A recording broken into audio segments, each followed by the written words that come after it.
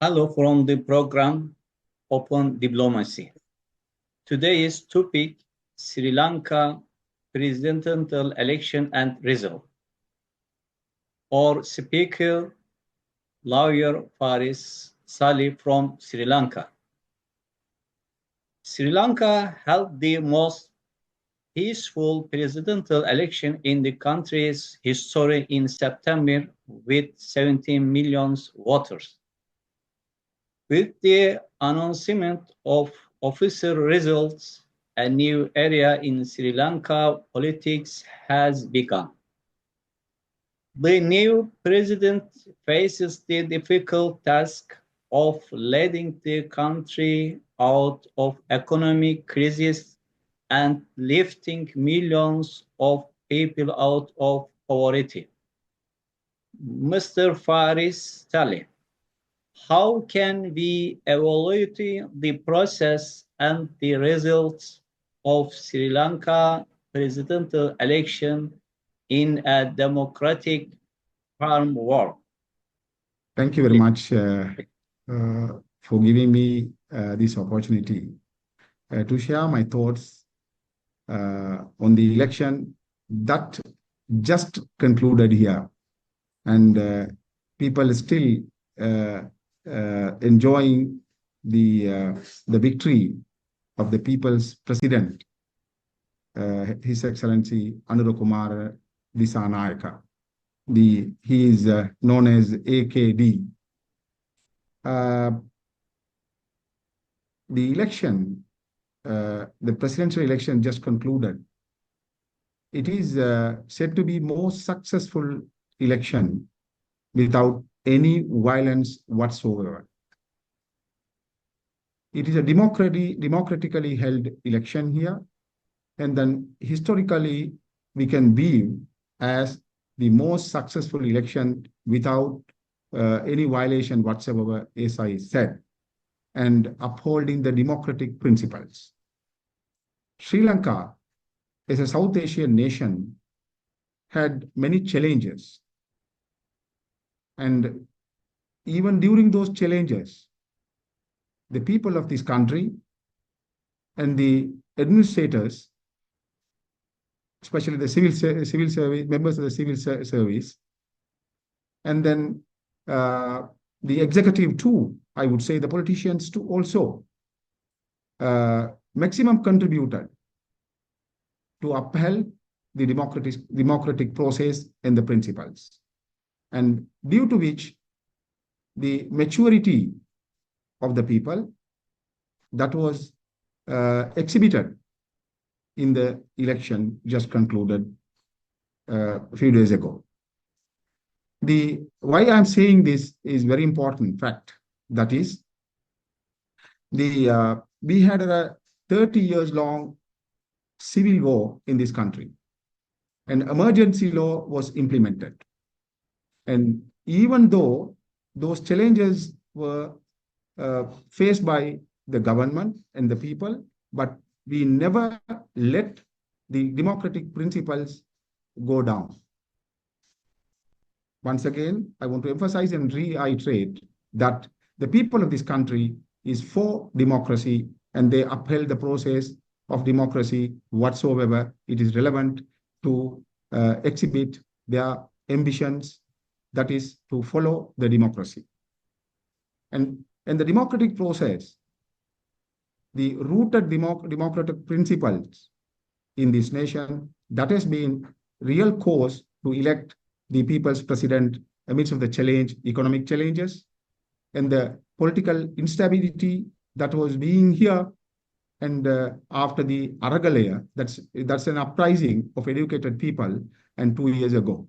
So we are this comments is not from the people who is supporting the present president, but the general public. Their feeling is this: politically divided, the community or nation, that is also based on their principles.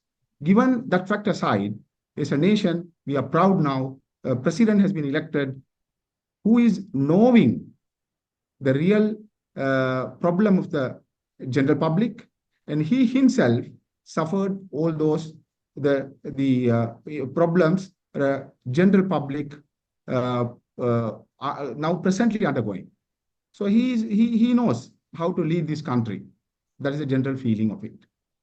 And how he has been elected and what is the criticism that has been leveled against him is very important to note here. The main candidates, the other two main candidates, their allegations or their opinion towards the present president was very important to observe. That is to say, he is with the leftist ideology. Whether the Western countries, Western world, will they recognize this president? That is one. And number two is, and what is the experience that this party or members behind him having to lead this country? And the other thing is, and the economic crisis that is not over in this country. It's a great challenge. Will this president and the people behind him, the think tank, will they handle this issue? Now this opportunity is very clear that has been given to the president. And president has started the journey setting an example.